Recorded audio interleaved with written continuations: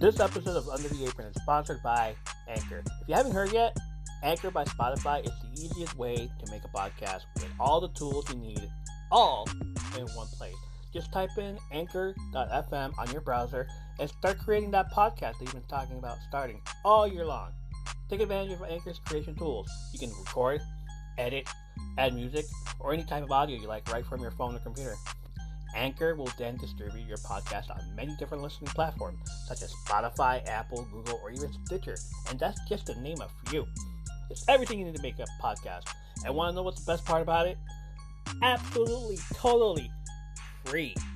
Join us and download the Anchor app on your phone or go to anchor.fm on your browser to get started right away. Link will be in the show notes. Hi everyone, I'm Lisa. And I'm Dawn. And if you've ever watched a TV show and thought to yourself, oh my god, that season finale plot twist was absolutely bonkers. Or seen a movie and thought, wow, I need to talk to somebody about this train wreck immediately.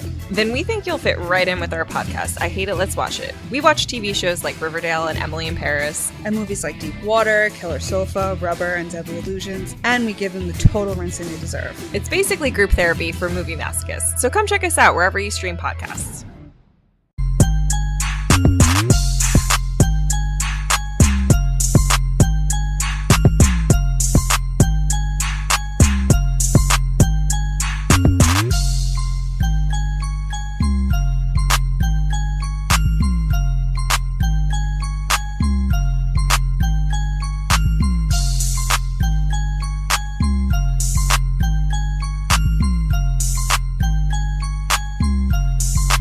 Welcome back, you beautiful podcast streamers and listeners, to another spectacular episode where I come to you from Under the Apron. I'm a big believer to the term fake it till you make it. I know my podcast is not that spectacular. I just felt it. I said it enough times. It would happen. We kind of went through this on the show last year at this time with the word stupendous during Wrestlemania season, and since we're getting ready to pack the bus yet again and go on that long-awaited road trip, I figured what better way to make it seem more important than by instilling that word into your brains again. No, not stupendous. When you tell your friends about this podcast, whenever you do your sharing, tell them it's a spectacular. As we all know, at this time last year, myself and my co-host were discussing our favorite WrestleMania moments. And since there were too many to list up until the point the show started, we eventually bring up again the following year. So last year we did 7 favorite WrestleManias. Well, let's try it again this time. This week I watched WrestleMania 8 for the very first time in a long time. I just finished watching Royal Rumble 92, the one where Ric Flair wins it and becomes the WWF champion. So why not go on from there? During the show, I will be stating additional facts that you may or may not have known already that I just happen to have come across on the web over the years or just recently. At times, I will discuss what happened afterwards to either the feud or the wrestler throughout the year. Afterwards, I will rate it by the card, and as it rewatchable by giving a unique rating system such as how many videotapes out of 10 would I give it, and would I take it to school to have my friends watch it. Yes, we're still on that tape distribution subject. Yes, I just aged myself. Hopefully nobody gets it. If this is your first time here and want to listen to the old WrestleMania reviews, head on over to the podcast from Under the Apron on all audio streaming platforms. There's about 30 of them, I believe, and they're all being listened to worldwide. You know, not many people can say that they're being listened worldwide? No, just me? Okay. So with that in mind, let's jump right on that Lexus bus that we rented last year and take our first WrestleMania stop to Indiana. WrestleMania 8 was held at the Hoosier Dome on April 5th, 1992 in Indianapolis, Indiana. The attendance was 62,167 people. The original plans for the main event was the long-awaited bout between Ric Flair and Hulk Hogan for the WWF Championship. The meeting between the two legends was even promoted on television in a mock press conference where WWF President Jack Tunney had announced Hogan as the number one contender to Flair's WWF Championship. Both Flair and Hogan had wrestled against each other in several house show matches and a televised tag match, but not in a televised main event singles match. WrestleMania 8 was changed to a double main event, with Hogan wrestling Sid Justice while Flair wrestled Macho Man Randy Savage. Ric Flair was asked about this on the debut of his Woo Nation podcast back in November of 2021. His co-host, Mark Madden, had questioned this decision, and Ric Flair answered with, quote, I don't know. I've heard two stories. One is that they were having a cash flow problem. Let's say we sold out Boston and sold out Los Angeles. Oakland, we sold out. The Garden, we didn't sell out. Our first show in the Garden, we did not sell out. So I don't know whether people thought I couldn't draw because it's funny. My whole career had been Southern based until I got the belt. And then I'm traveling across the country. I still was never mainstream TV on the East Coast. So being the NWA champion, I was never in New York. I never was in Philadelphia until this small building came along. And then we were there every night and went to get those guys, WWE guys, when they were in the Spectrum. We got together afterward, which was a good time. But I don't think maybe they didn't perceive me as being over enough. Everybody's speculation says it would have been the biggest thing ever, but you never know. I've heard Hulk wanted to go off and do TV. He did that. Thunder in Paradise show. Who knows? He goes on to say, I've never questioned it. To this day, people ask, aren't you mad about that? I said, mad about what? I spent a year and a half there. I wrestled Bret Hart. I wrestled Hogan. I wrestled Jake Roberts. I win the Royal Rumble. I wrestled Randy Savage. Win the World Championship twice and then go back to WCW. How could I be mad? I traveled with Ted DiBiase, Roddy Piper, the Nasty Boys, the Road Warriors. I mean, look at the crew we traveled with. End quote. Flair and Hogan faced off in singles action at WWF live events nearly 40 times before WrestleMania, with Madden noting that one match between the two took place at a November 1st, 1991 house show in Pittsburgh. Madden said that he believed Flair's comment had some validity, but also pointed out that the reaction Flair got at live events against Hogan could have played a role in the decision as well. Ric Flair was cheered and Hulk Hogan would be booed. Vince would never want his top guy to ever get booed on the pay-per-view.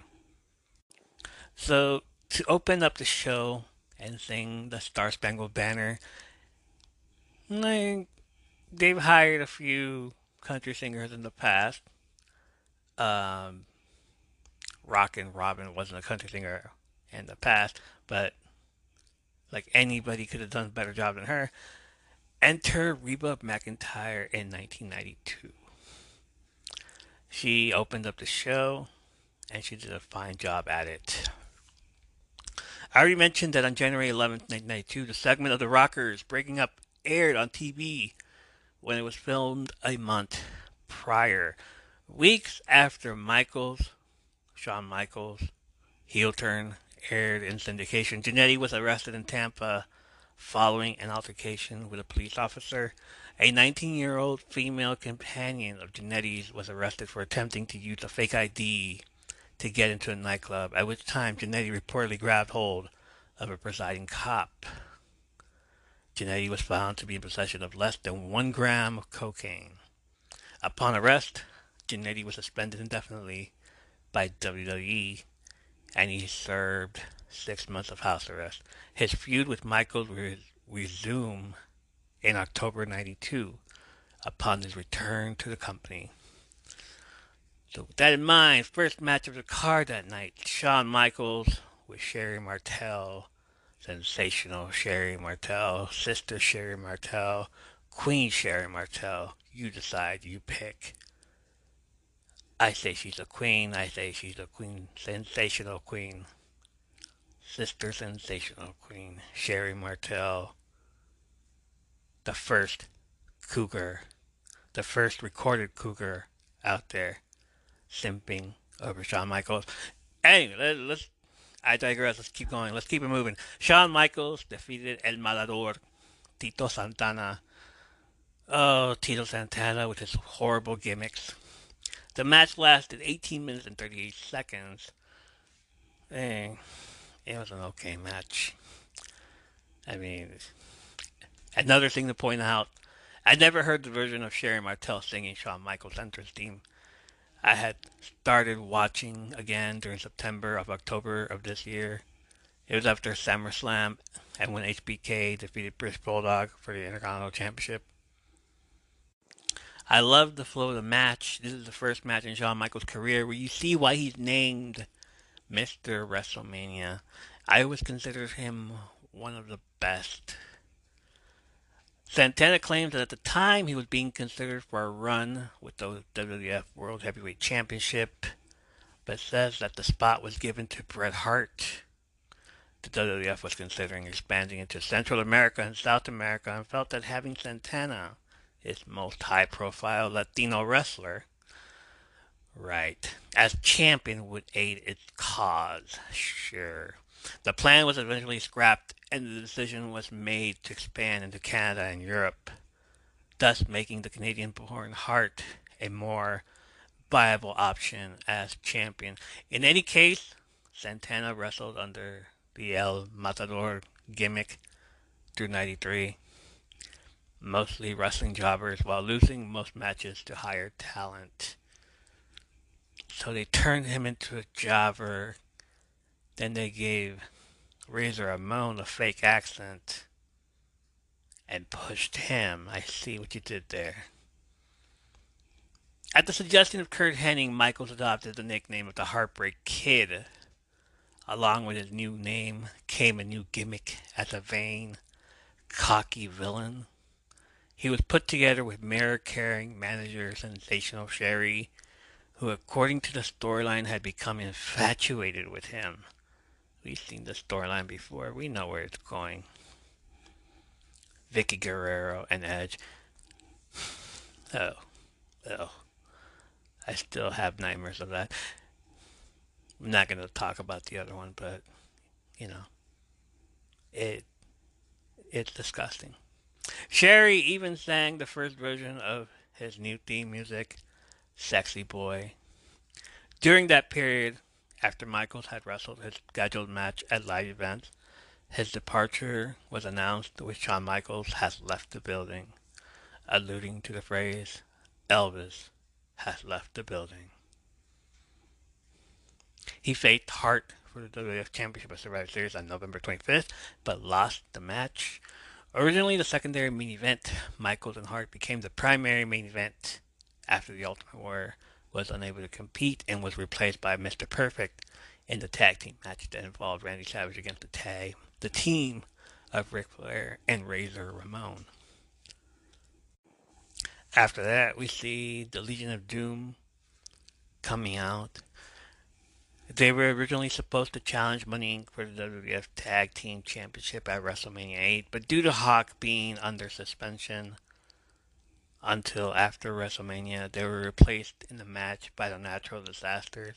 It turns out that Hawk had failed a drug test, his second per Animal's memory, which was discovered days after the 1992 Royal Rumble. After the title switch, Hawk was sent home, and Animal worked a few more house shows before headed home as well. Unfortunately for LOD, their return with Ellering would lead to the infamous debut of Rocco, the ventriloquist dummy that allegedly inspired them in their childhood. Jeez Louise. Match number 2, The Undertaker defeated Jake the Snake Roberts in quick match, 6 minutes and 36 seconds. In February of 1992, The Undertaker's ally, Jake the Snake Roberts, tried to attack Macho Man Randy Savage's wife, manager slash wife, slash divorcee. I don't know what it was. Miss Elizabeth with a steel chair when Undertaker stopped him, turning him and Paul Bear face for the first time. Their face turn was solidified on the February 29th edition of Superstars when Roberts confronted The Undertaker on the funeral parlor set over the matter, aired on Saturday night's main event 30.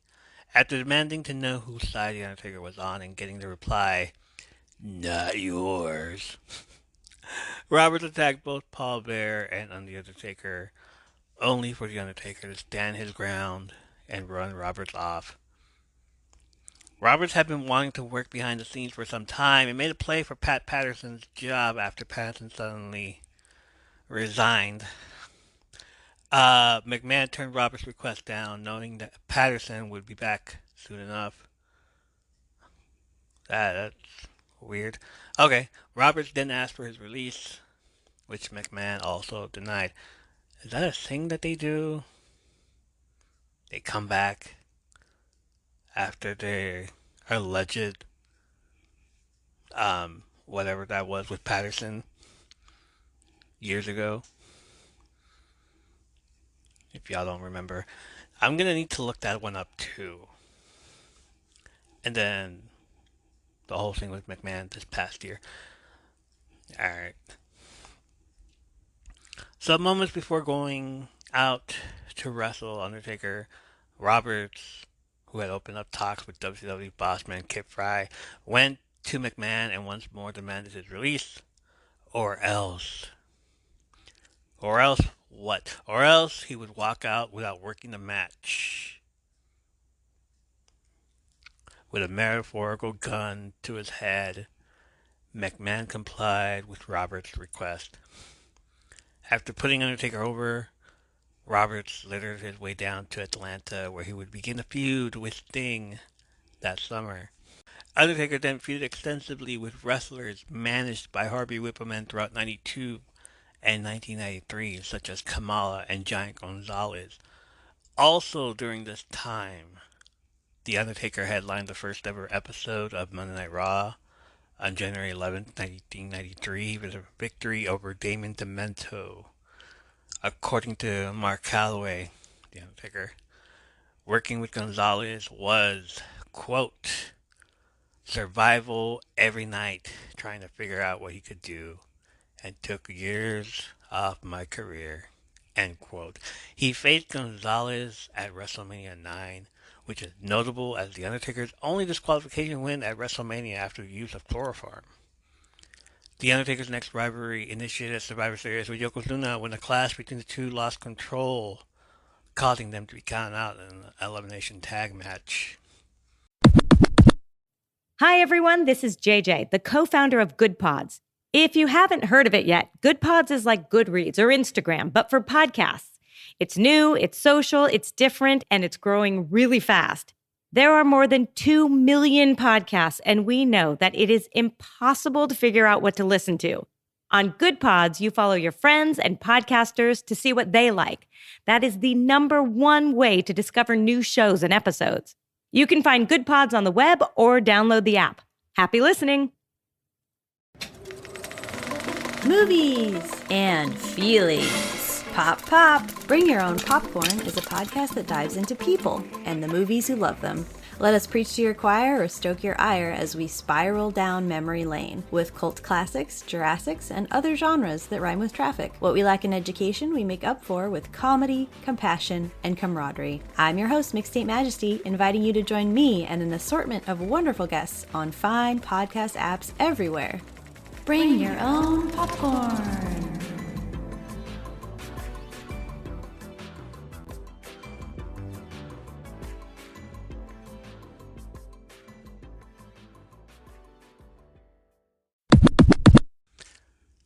Moving on to the next match, my favorite match of this, the Bret Hart versus Roddy Piper for the Intercontinental Championship.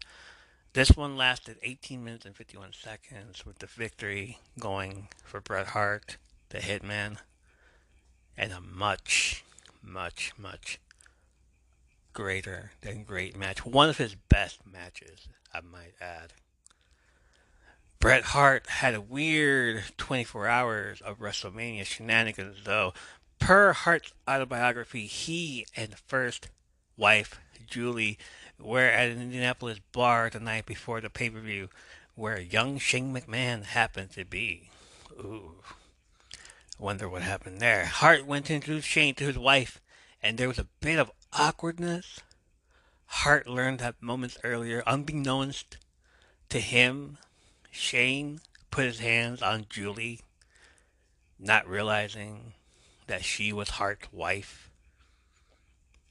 Bad boy. Hart was initially inclined to let it go, but after watching Shane stare him down with puzzled defiance from across the bar, Hart went over and threw him against the wall. Hart claimed he never would have hurt Shane, but made sure to tell him he would have done so if he'd ever touched his wife again. I wonder what happened that made them break up. Couldn't have been sunny days, could it? Piper and Hart's match for the Intercontinental Belt remains a classic all these years later. The story of two babyfaces who occasionally resort to competitive ugliness to try and outdo each other, particularly the irascible Piper, resonated with fans, and it marks Hart's biggest victory to that point.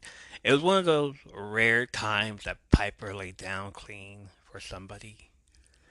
In January of 1992, Hart was placed in a feud with Jacques Rougeau, who by now was wrestling as the Mountie, and using the gimmick of a power-hungry, corrupt member of the Royal Canadian Mounted Police. This feud, the first for Hart and Rougeau as singles competitors, came about when the Mountie's manager, Jimmy Hart, threw water on Hart, and the Mountie proceeded to shock Hart with a cattle prod. On January 17, 1992, Hart dropped the Intercontinental Championship to the Mountie. Following the loss, Roddy Piper defeated Mountie with a sleeper hold 2 days later at the 1992 Royal Rumble. Y'all heard me talk about that here. Both Bret Hart and Roddy Piper have reported sitting down at an out-of-the-way diner in Moncton, New Brunswick in late March 1992, where they went over the plan for the contest. Hart recalls that Piper spoke at length about the complexity and composition that he felt the match needed, and the Hitman was relieved that he had the exact same ideas that Piper did. That two old pros were on the same page before even sharing a thought. Blading was forbidden in the sanitized, kid-friendly WWE, not unlike today. So if somebody spilled blood during a match, it had damn well better be the accidental kind. Hart and Piper had made the decision for Hart to cut himself open during the match in order to heighten the drama. They had to make sure it looked like the result of an unpulled strike. In the moment, Piper caught Hart with a sucker punch, allowing the Hitman to cover his face, spitting a blade into his fingers. Hart sliced a nick just above his right eyebrow and got the desired color. Once backstage, Hart and Piper put on a show of concern and apologies over the apparently hard punch and had, McMahon included, fooled. Bravo, gentlemen, bravo. Critics praised the Intercontinental Championship match between Piper and Hart. Thomas Golinopoulos of Complex Sports ranked it at number 15 in his list of 50 greatest matches in WrestleMania history, describing it as, quote, a stiff match that veers from amateur wrestling to all-out street fight with a great finish, end quote. Golinopoulos also ranked the Flair vs. Savage match at number 19 on the same list, praising the in-ring psychology despite an abrupt finish. On the other hand, Dave Meltzer of the Wrestling Observer newsletter, jeez Louise, gave Hogan Justice main event negative 2 stars. How do you give a match negatives 2 stars? Citing their lackluster performance in the late entry of Papa Shango, which necessitated a hastily rewritten ending. The main event was also ranked by YouTube wrestling channel Cultaholic as the worst WrestleMania main event of all time in their 2019 ranking of every WrestleMania main event, while saying that the WWF Championship match between Flair and Savage should have been a main event in their 2020 list of 10 WrestleMania matches that closed the show. Following his title loss to Hart, Piper made a handful of appearances at television tapings for Wrestling Challenge and WWF Superstars. 4 Piper's Pit segments were recorded, 2 with Steve Lombardi and 2 with Shawn Michaels. None aired, and Piper disappeared from the WWF. He made his return playing the bagpipes at SummerSlam. At a Wrestling Challenge taping on July 21st, 1992, Hart defeated Shawn Michaels with the Intercontinental Championship belt suspended above the ring in the WWF's first ever ladder match. That's right. It's there. It's on a tape. It should be on the WWE Network. It should be everywhere. That is the first ever ladder match. Bret Hart versus Shawn Michaels. Hart dropped the Intercontinental Championship to his brother-in-law, Davey Boy Smith, in Hart's first WWF pay-per-view main event at SummerSlam in August '92, held before over 80,000 fans at Wembley Stadium. Pro Wrestling Illustrated readers voted it the match of the year, and WWE named the match as the greatest in wrestling history of SummerSlam. Upon induction to the Hall of Fame class of 2006, Hart cited the contest as his favorite match of his career. The next match, Big Boss Man, Virgil, Sergeant Slaughter, and Jim Duggan defeated the Mountie, the Nasty Boys, and Repo Man. 6 minutes and 33 seconds. It wasn't really a big deal, this match. The only thing I can tell you that in 1992, Big Boss Man began feuding with Nails, an ex-convict character who in a series of promos aired before his debut claimed Bossman had been his abusive officer in prison and warned he was seeking revenge. So who's the good guy here and who's the bad guy? See, had this been around now, Nails would be the face, Bossman would be the heel. But no. On the May 30th episode of WWF Superstars, Nails, clad in an orange prison jumpsuit, ran into the ring and attacked Bossman, handcuffing him to the top rope and repeatedly choking and beating him with the nightstick. Bossman took time off TV to sell his injuries, eventually returning and having a series of matches with Nails in the latter half of '92. The feud culminated at Survivor Series when Big Boss Man defeated Nails in a nightstick on a pole match. This is where it begins. Everything on a pole match.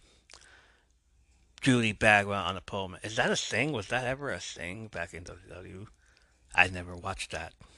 But was that really a thing? Please tell me. I want to know.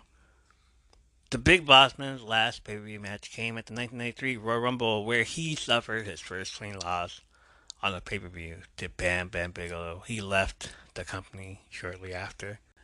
Randy Savage versus Ric Flair for the WWE Championship. Match lasted 25 minutes and 4 seconds. Savage's primary opponent during the spring and summer of '92 was Ric Flair, with a storyline over Flair's alleged past relationship with Elizabeth continuing to play a major factor. It was revealed later in WWF magazine that the photos that Flair had shown of himself with Elizabeth were fakes, and that they were actually a Savage and Elizabeth. In real life, Savage and Elizabeth were about to separate, and did, with Elizabeth making her final WWF appearance on April 19th, 1992 at the UK Rampage pay-per-view. WrestleMania 8 marked Elizabeth's last major pay-per-view appearance in the United States, for the WWF. Although Savage and Flair continued feuding, the Elizabeth aspect was dropped from the storyline, and the former couple's divorce was finalized in September of '92. Savage briefly addressed the divorce in an issue of WWF magazine, but it was otherwise not mentioned in kayfabe. Shawn Michaels began receiving his first major push as a main event singles competitor, as he would challenge Randy Savage for the WWF Championship in Europe, while challenging Bret Hart for the WWF Intercontinental Championship in the United States, while occasionally teaming with Ric Flair in tag team matches against Hart and Savage. Michaels eventually won the WWF Intercontinental Championship from the British Bulldog, who had won the title from Hart at the SummerSlam event in London, England in October. We need to get through that. We need to go watch that show again and go a ring post with that Bret Hart versus British Bulldog Intercontinental match, because that was one of the best matches Bret Hart has ever had. For the better part of 1992, Savage and his old nemesis, the Ultimate Warrior, who returned to the WWF at WrestleMania 8, peacefully coexisted. However, when it was announced that Warrior was the new number one contender for Savage's WWF Championship, old tensions resurfaced, and they had several heated exchanges prior to the match. Savage defended the title against the Ultimate Warrior at SummerSlam. Savage lost the match via countout after having his knee injured by Flair and Mr. Perfect, but retained the championship. After the match, Warrior helped a badly injured Savage to the back. On September 14th, episode of Primetime Wrestling taped September 1st, Savage lost the WWF Championship to Flair after interference from Razor Ramon. He formed a tag team with the Ultimate Warrior, known as the Ultimate Maniacs, after both men were attacked by Flair and Mr. Perfect during their match at SummerSlam.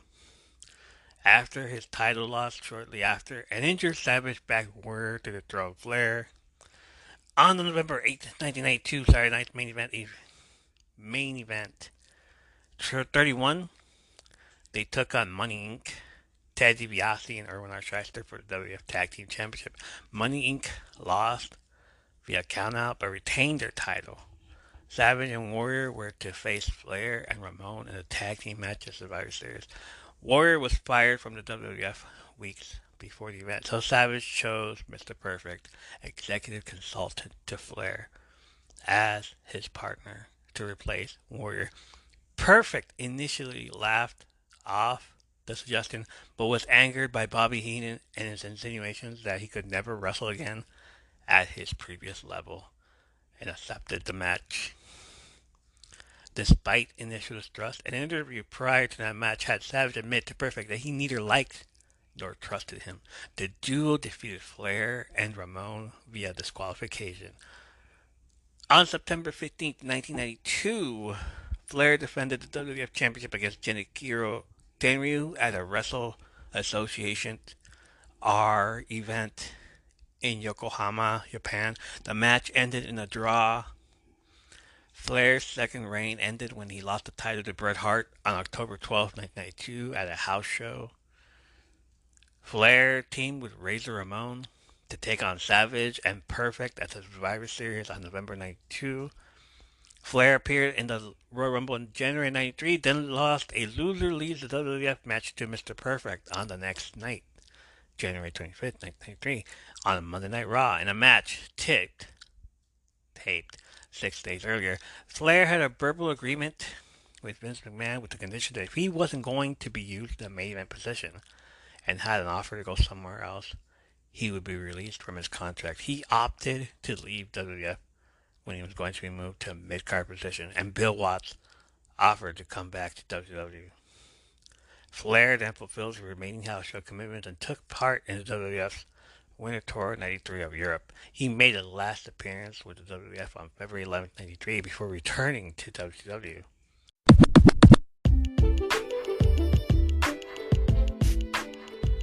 Welcome back, you beautiful podcasters. We're going to get back to the show in just a few short minutes. I'm just here to make sure you got something for February 14th. You know, that special occasion. Whether you're celebrating Valentine, Galentine, or Valentine, or any other kind of significant occasion that ends in time, make sure to get these two newest scents from Dark Fate Creations. First is Everything Coming Up Daisies. It's a light and delicate floral scent. It's like smelling a fresh bouquet of daisies. Second one is First Love, a strong, beautifully bold cherry scent. It'll remind you of deliciously tart cherry candies or cherry flavored first kiss. It's absolutely mouth-watering. So make sure to check out these and other scents at darkfatecreations.com. And while you're there, don't forget to check out the car diffusers. These wonderful car accessories pack a punch and eliminate unpleasant odors. They last over 3 months, are easy to use, recyclable, and conveniently come in the same scent as the candles and wax melts.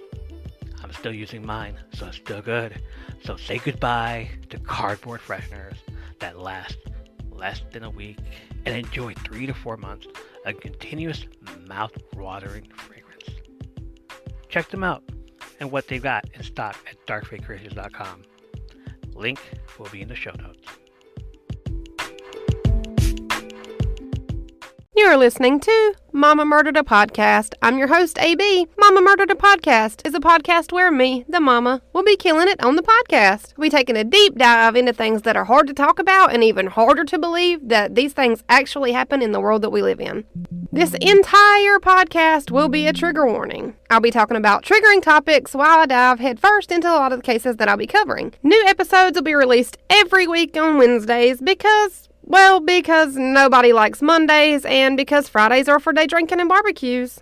Some of the case topics will be murder, of course, serial killers, like Dennis Rader, the BTK killer, missing persons cases, like 5-year-old Summer Wells, who vanished from her own yard in broad daylight in the middle of June in Tennessee in 2021. And especially the ones where it kind of seems like they just vanished into thin air, like Brian Schaefer. He walked into a bar, but he never walked out. He's still never been seen again. I'll also be covering cold cases and lesser-known cases. Join me every Wednesday to talk about all things tragic, murder, and things that happen in the downright ugliest sides of society.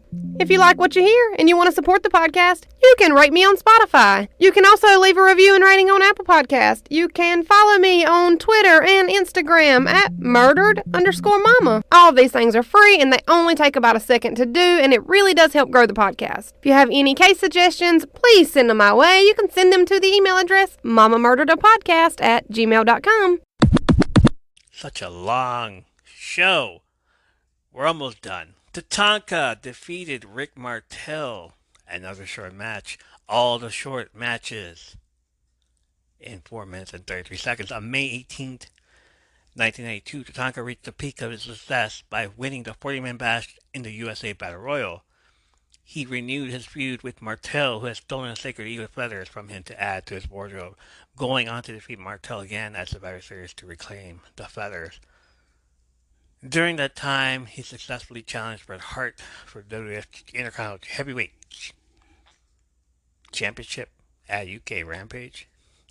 Also that summer, Martel had a brief feud with Shawn Michaels as both men sought the affections of Sensational Sherry. The feud ended with a chain of events that resulted in a double countout at SummerSlam 92, held at the Wembley Stadium in London, England, in front of what remains a SummerSlam record attendance of 80,355. The match carried a no punching in the face stipulation, mutually agreed upon, eventually disregarded by two narcissistic heels. Next match, the Natural Disasters defeated via countout Money Inc. for the WWE Tag Team Championships. 8 minutes and 38 seconds. In February, Natural Disasters manager Jimmy Hart led Money Inc., Ted DiBiase, and Irwin R. Shyster to the WWF Tag Team Championship over the Legion of Doom, who briefly left the WWF. The Natural Disasters were outraged that their manager would go behind their backs and get another team a shot at the title. The storyline explanation was that Jimmy Hart used the Disasters guaranteed return match for Money Inc. When the Natural Disasters challenged Money Inc., they won the fans' support as they fired manager Jimmy Hart. The Disasters first got their hands on Money Inc. at WrestleMania 8 and again won the championship match, but not the title as the champions were counted out. They challenged for the title repeatedly on house shows until winning it on July 20th, 1992. After losing the title, Money Inc. focused on the challenges from the Legion of Doom, which gave the Natural Disasters the opportunity to defend the belt against new competition. They defeated the Beverly Brothers, managed by the Genius, rest in peace, the Genius, at SummerSlam 1992. The Disasters' first pay-per-view pinfall in a year.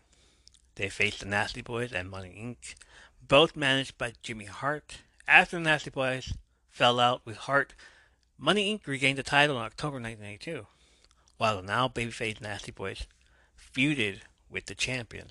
The Natural Disasters were faced out of the tag team division, last teaming on pay-per-view at the 92 Survivor Series, where they were eliminated by Money Inc.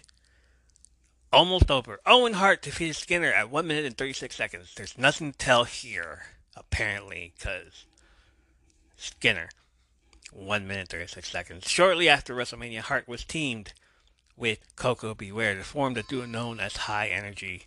They had only one pay-per-view match as a team at the Survivor Series, where they lost to Head Shrinkers. The team was quietly dropped at the start of 93, with Hart starting a singles career. Owen suffered a knee injury on March 9, 93 in a match taped for Superstars against Bam Bam Bigelow, which kept him sidelined for nearly 2 months. And finally, the biggest regrettable main event ever. Hulk Hogan defeated Sid Justice in 18 minutes 28 seconds via DQ, no less. DQ. All that hype, and you couldn't get Randy Savage or Ric Flair in the main event, only for this to happen. The Hulk Hogan Sid Justice match was billed as Hogan's last match, when in actuality Hogan took a hiatus due to the steroid scandal which was beginning to emerge in the news media. Hogan won the match by DQ after Justice manager Harvey Whippleman interfered. The finish to the Justice Hogan match actually did not occur as planned. The original plan was for Hogan to hit the leg drop on Justice and for Papa Shango to do a run in and break up the pin, causing a DQ.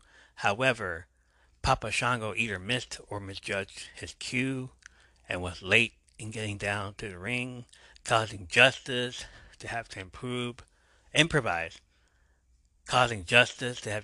by kicking out of the leg drop.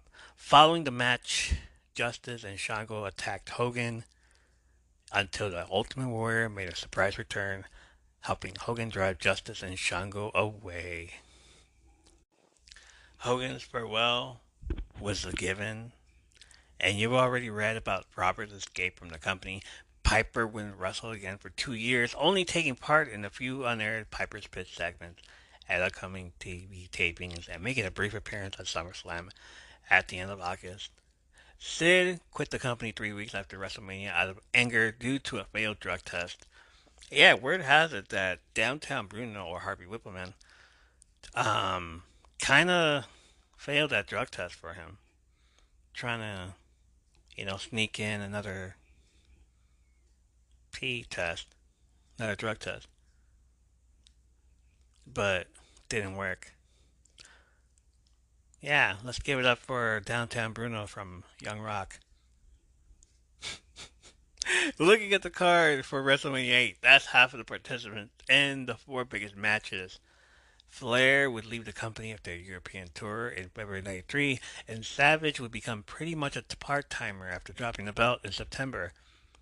As for the other major stars, Hawk quit after SummerSlam and Animal followed weeks later. Warrior and British Bulldog were fired that November for receiving growth hormone steroids. Comparing the WWE roster in January 92 and December 1992, the differences were staggering. Alright, this is a part of the show where I will rate it by the card and is it rewatchable by giving it that awesome from under the apron rating system that we love doing so much. How many videotapes out of 10 does this pay-per-view get? It is rewatchable. I rewatched it. Except for the main event. That main event sucked. So I'm giving it an 8 videotapes out of 10. Had they switched the Randy Savage Ric Flair match to the main event like it should be, instead of, oh, it's Hulk Hogan's last match, goodbye, he's off to film some stupid show that's not even going to make it. Then yeah, I would have given it a 10. But no. You gotta listen to Hogan. Because why? It's me. Hi, I'm the problem, it's me. That's going to do it for this episode. But before I go, I want to give a major shout out to the following people. They've been sending their support by becoming fans of the show, so I'm sending them a very special shout out to them. Personality Data Based Psychologic Analysis, Messenger of Stupidity, Menace Smiling, the THC Ministry, Madre de Muerte, Jolene XX, Goody Girl, Brenda Lamour, It's Only AA Ron, Relax, Kush Queen, Miniature Dancer 51, California with a K, Hydrangea Water, Miss Little Sunshine, Diamond Andretti, Aquarius Bullshit, Digital Dash TV, Isaac Harlow, Tommy the Gun, The Illest Creation, and My Story of the World. Plus, a huge shout out to our podcasting friends at I Hate It, Let's Watch It. Last week they made this pod, yours truly, us, their podcast pick of the week. We're going to return to Volley and Say they are our podcast pick of forever. Forever? Forever, ever? Forever, ever. They know we listen to them. I even have their trailer in our episodes. They are in the pin post on my blog as well as the other podcasts that we listen to. So with that in mind, we're going to shout them out here as well. Lisa and Don from I Hate It, Let's Watch It. Here's to both of you. A too sweet and a woo! Thank you for being in the live streams and holding it down for me, for your support, for following me, or even listening to the podcast. You guys are amazing. Except for that one guy. It's the only thing I can do is show you guys some love on this podcast. So that's going to do it for us. Thank you for supporting tonight. Those that have listened, you can find us on all their sort of social or audio streaming platforms at our Linktree, linktree.com/From Under the Apron. It has a link to our blog, our socials, Twitter, Instagram, YouTube, plus any of your favorite audio streaming devices such as GoodPod, Spotify, iTunes, iHeartRadio account, where you can listen to us as well as leave us a comment or a 5-star review, which helps us be discovered by other fans of wrestling and podcasts, as well as the 20-plus other music and podcast streaming services that we are on. I regularly check the analytics, and we are being listened to on the Fountain app, Pandora, Pocket Cast. So shout out to those people. Good times. Tell your friends. Really. I've been told I have a soothing voice. So maybe that's why. Hopefully the ASMR fandom becomes aware of this and I can start doing wrestling news in an ASMR fashion. Just kidding. Check out the show notes for links to other podcast trailers that you heard on this episode. Send us a message of your favorite wrestling stories, questions, comments, ratings, or requests by email. It is from undertheapron@gmail.com, and I will do my best to get to them and answer accordingly. Thank you for listening, joining the live, staying the gifts, and being a huge part of this community. Tell your friends. No, really. Tell your friends. Join us next time for more stories, movies, and TV show reviews, as well as wrestling-related stories when we come to you from Under the Apron. No, really, tell your friends.